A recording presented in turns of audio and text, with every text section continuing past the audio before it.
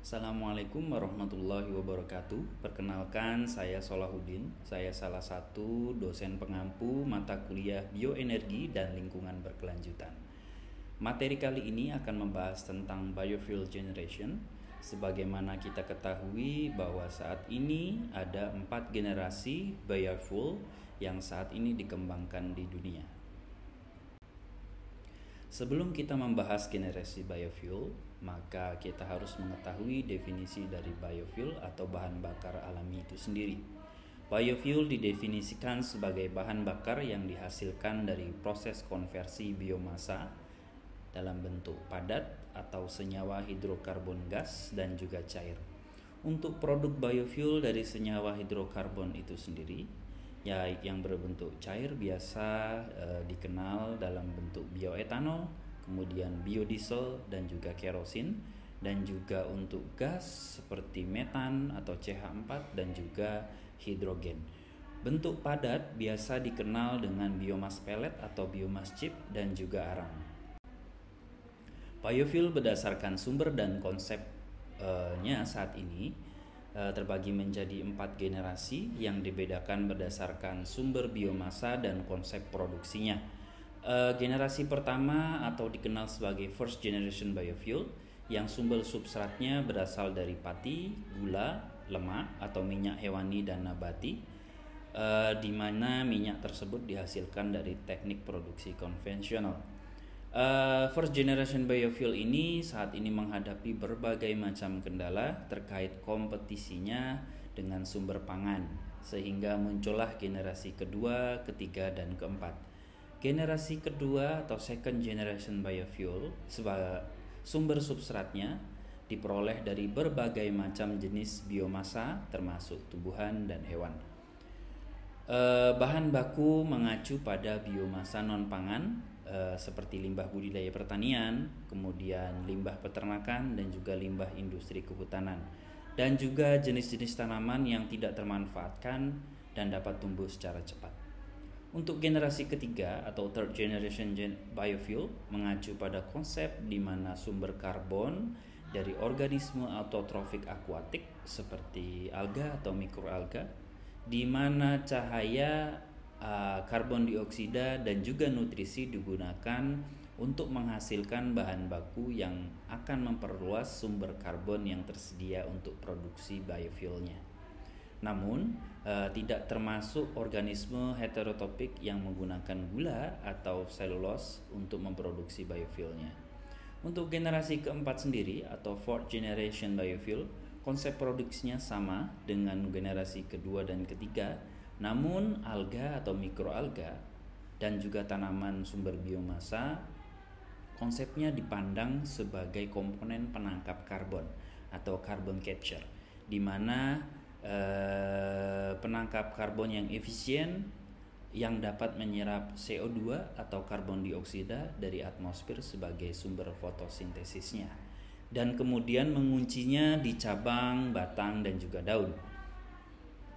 Biomasa yang kaya akan karbon kemudian diubah menjadi biofuel melalui teknik konversi biomas menjadi biofuel yang ada di second generation dan juga third generation biofuel.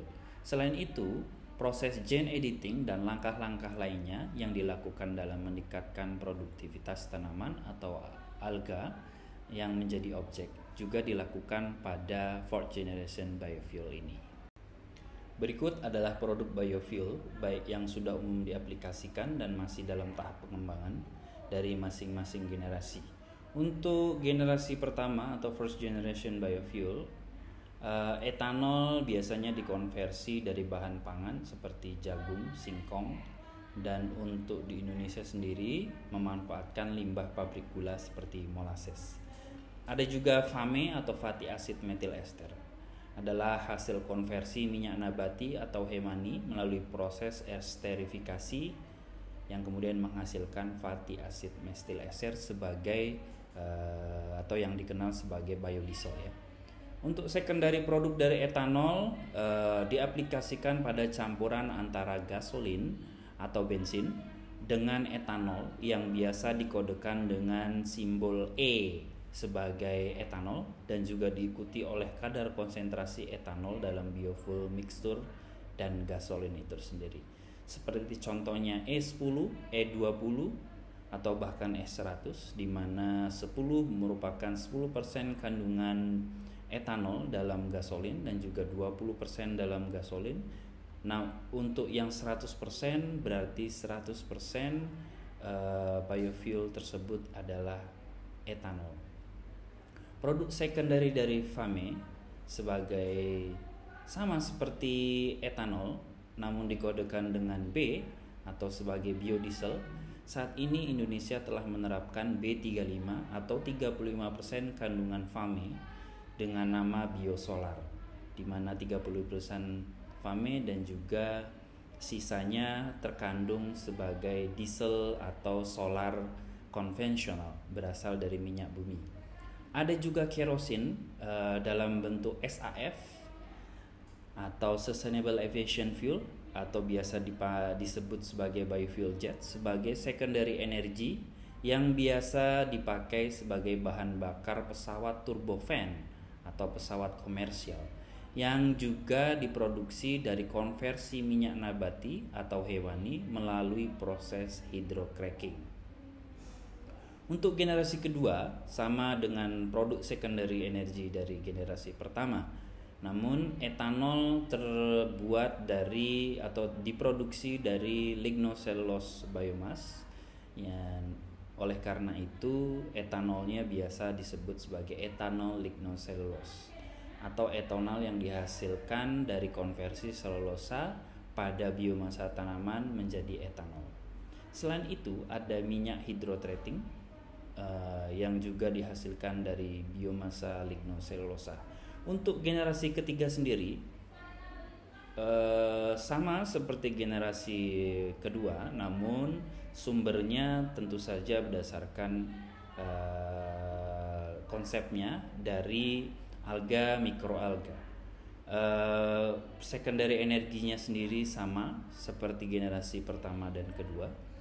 Untuk generasi keempat, biofuel generasi keempat sama persis dengan generasi 1, 2, dan 3. Namun biasanya pada generasi keempat sendiri dikhususkan untuk menghasilkan biohidrogen, di mana hidrogen sendiri menjadi jenis biofuel yang paling bersih karena dalam proses combustionnya atau proses pemanfaatannya sebagai bahan bakar tidak menghasilkan CO2 atau karbon dioksida.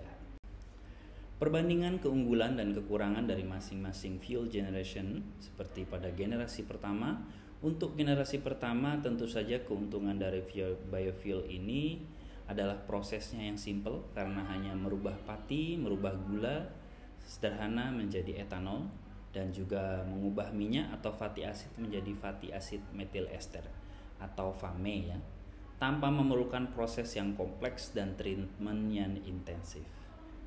Namun tentunya otomatis akan memiliki cost yang efisien ya dibandingkan dengan generasi yang lain. Selain itu ada kekurangan dari biofuel generasi pertama yang paling krusial tentunya karena sumber substratnya dari food crop atau bahan pangan yang akan terjadi konflik antara penggunaannya sebagai makanan atau digunakan sebagai sumber biofuel. Dapat berdampak pada supply chain tentunya dari produk tersebut, seperti contohnya penggunaan tebu atau sugarcane untuk produksi etanol akan menyebabkan kelangkaan suplai gula. Sama halnya juga dengan jagung, singkong, dan sumber pangan lainnya. Untuk generasi kedua, keunggulan dari generasi kedua adalah sumber substratnya berasal dari biomasa yang belum termanfaatkan secara maksimal, seperti biomasa berkayu atau lignocellulosic biomass dan limbah biomasa lain. Contohnya seperti limbah pertanian dalam bentuk biomasa kayu atau sisa buah dan juga sisa sayuran. Tentunya sumber ini menghilangkan masalah kompetisi antara sumber makanan atau food ya dengan bahan bakar. Namun kekurangan dari generasi ini khusus untuk substrat yang bersumber dari lignocellulosic biomass atau biomasa berkayu membutuhkan extensive pretreatment atau pemisahan yang memisahkan selulosa dari ikatan polimer kompleks lignin dan selulosa atau LCC, lignin karbohidrat kompleks. Untuk di luar negeri mungkin mereka memiliki keterbatasan sumber substratnya ya. Namun khusus di Indonesia sumber dari limbah biomasa ini sangat melimpah.